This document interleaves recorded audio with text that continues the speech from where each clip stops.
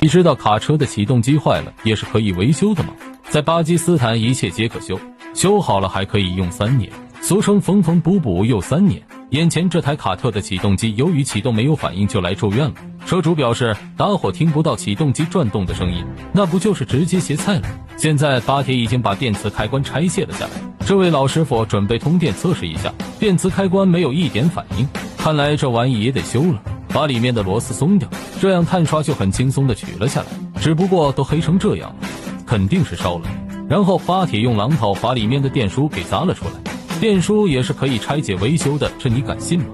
有兴趣的铁可以翻看往期的维修。到这边的工作台上，这位巴铁已经把电磁开关给打开了，原来这玩意进水了，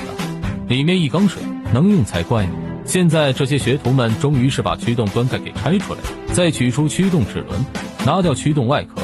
我怎么感觉这点活干得一点都不利索？这个启动机外壳也是十分的脏。然后再清洗一下电磁开关，徒弟们干活看起来还是有点不得劲。接着用汽油把零件全部清洗一遍，然后巴铁把碳刷拆解了。看来主要问题还是出在碳刷上面，像卡特这种启动机已经是老古董了，又贼重，碳刷架烧坏导致正负极连电，所以启动机就不能工作。现在把新的碳刷安排一套，以巴铁的性子是肯定不能换碳刷架的，换一套碳刷也是一样能正常工作的，换碳刷还是有点费劲的，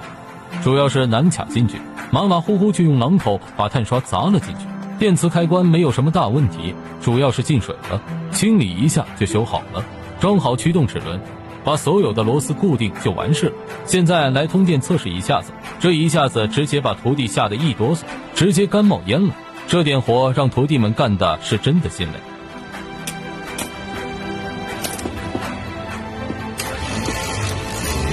不知道铁们注意到没有，现在是干转没有齿轮，再重新测试一下，那么这回算是成功的启动了。本期徒弟维修虽然有点心累，但也是成长的过程。那么这个卡特启动机就算维修完成了。